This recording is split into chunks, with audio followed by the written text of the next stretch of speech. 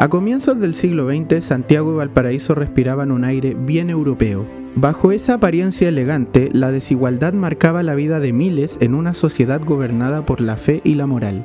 Mientras Chile veía nacer a Teresa de los Andes, en las sombras la historia de Emilio Dubois llegaba a su inevitable final. Se cree que este señor nació en Francia alrededor de 1874, pero no hay documentos completamente confiables que lo confirmen.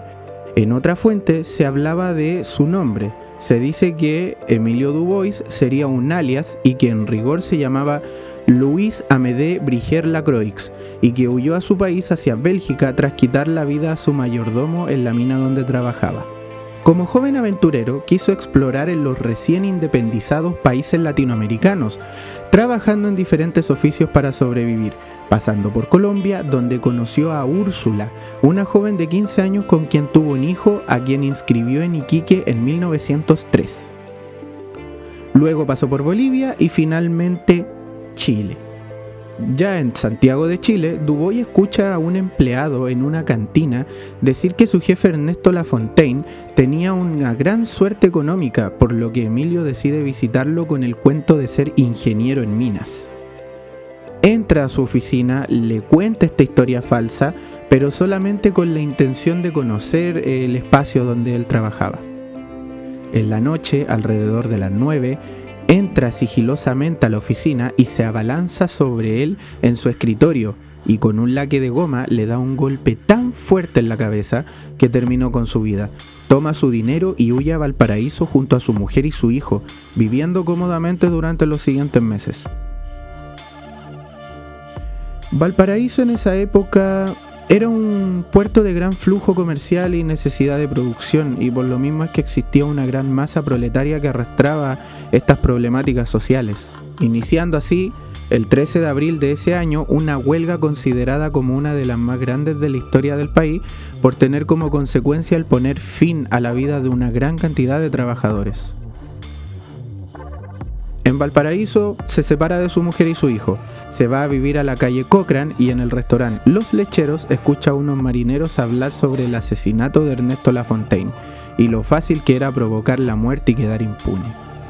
Según Tagle Moreno, Emilio se dirige a ellos diciéndole: «Estén seguros ustedes, señores, que tanto en Montevideo como en cualquier ciudad de Chile, un hombre audaz puede embarcarse en la empresa más arriesgada con la completa seguridad de que la policía pasará por encima de él sin siquiera verle las narices. Aquí, los pacos son como gallinas».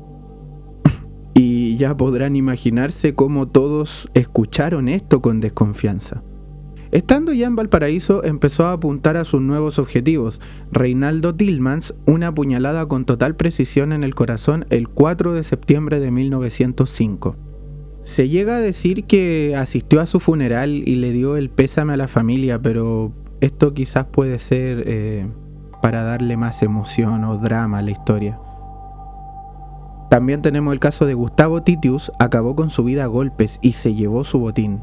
El 4 de septiembre de ese mismo año se dice que también amputó sus manos. 6 meses después, ya en 1906, el botín de sus crímenes anteriores comenzaba a acabarse. Atacó al comerciante francés Isidoro Challe, de 63 años, quien según investigaciones se negó a prestarle dinero y en respuesta le dio 6 puñaladas mortales afuera de su casa en el oscuro pasaje de Ludford. Los blancos de Dubois eran gente de dinero, según algunos cronistas también tenían fama de ser usureros, por lo que generó un cierto sentido de justicia, siendo apodado el Robin Hood chileno. El 2 de junio todo cambia, trató de asaltar a Charles Davis frente a una concurrida oficina en la Plaza Aníbal Pinto.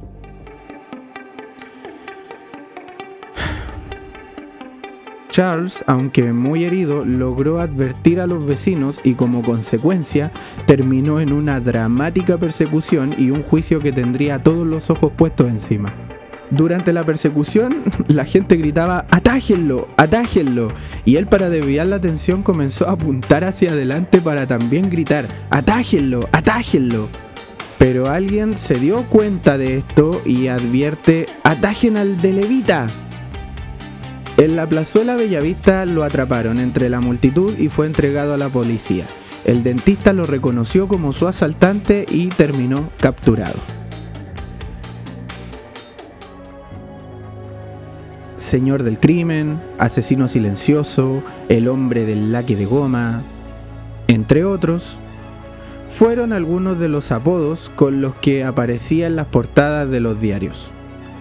En medio de todo este proceso hubo un terremoto de 8,2 grados que dejó a Valpo en el suelo el 16 de agosto de 1906.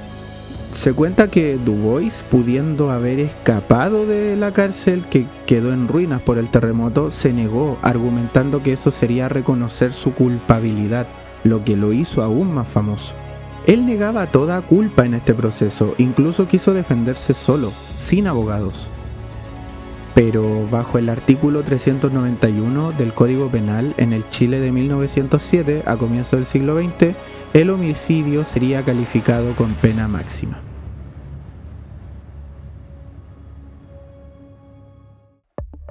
Así, el juez Santiago Santa Cruz emite la sentencia y el abogado defensor Agustín Bravo Cisterna emite un alegato en el Mercurio de Valparaíso. Aquí la subtrama. Para tratar de redimirse, se casa con Úrsula dentro de su celda, en presencia del oficial del registro civil, y reconoce a su hijo, Luis Dubois Morales, inscrito en Iquique en 1903. Emil besa en la cabeza de su hijo un buen rato, mostrando un profundo amor a él y a su ahora esposa. Llegó el día, 26 de marzo de 1907. Dubois se ve sometido a grilletes y 4 fusileros del pelotón, y aquí es donde mientras fumaba un cigarrillo se escucha su icónico discurso. Público, tengo que hablaros de algo. Deciros que muero inocente y que el primer culpable de mi muerte es el juez señor Santa Cruz, que tergiversó mis declaraciones cambiando los hechos y suponiendo cosas que nunca he hecho. Se me ha condenado por crímenes que no he cometido, sin prueba alguna. Esto lo dice este hombre desde el fondo de su corazón, y lo afirmó el ministro señor Braulio Moreno, que confirmó todo lo que he dicho con su voto en la sentencia. Presenté mi solicitud de indulto ante el excelentísimo presidente señor Pedro Montt, y también me fue denegado.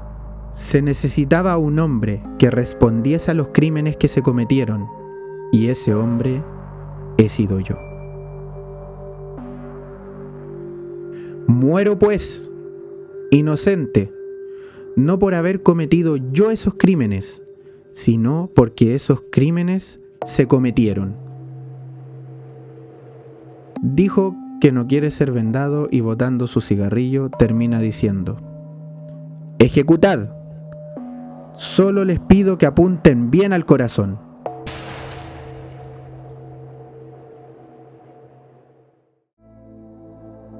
Fotografías de este momento se publicaron en la revista Sucesos, quien operó durante 30 años entre 1902 y 1932 en nuestro país.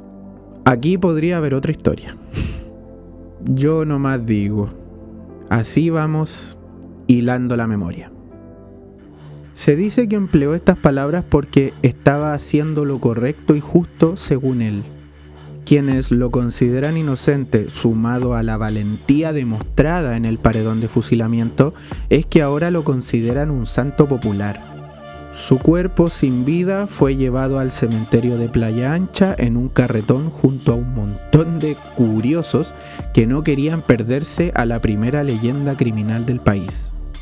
No existe una única opinión sobre estos hechos sobre Emile Dubois, considerando el contexto social y político en el que los puntos de vista de los medios influencian.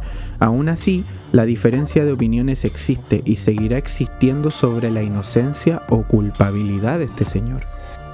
Este contexto que llevaba el país en esos años estaba generando una enorme tensión por las condiciones en las que vivía mucha gente, producto de una explotación laboral de 12 horas diarias, sueldos escasos, viviendas en malos estados, virus y un estado indiferente ante este tipo de problemáticas.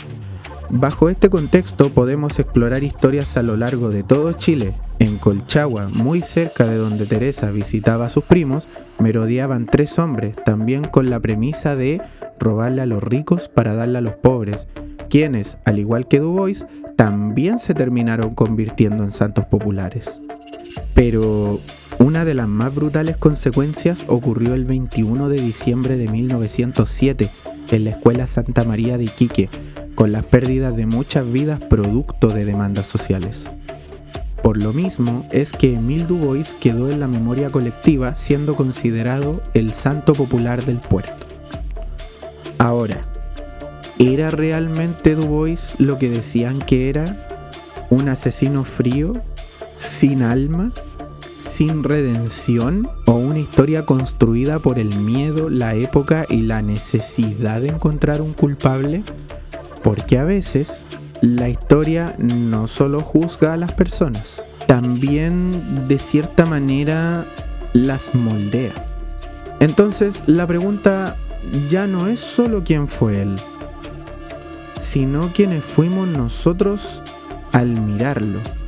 Y si este capítulo te hizo pensar o simplemente te gustó, te invito a suscribirte, dejar tu like y ser parte de esta conversación aquí en la cajita de comentarios, porque en Hilos de la Memoria las historias solo esperan ser escuchadas.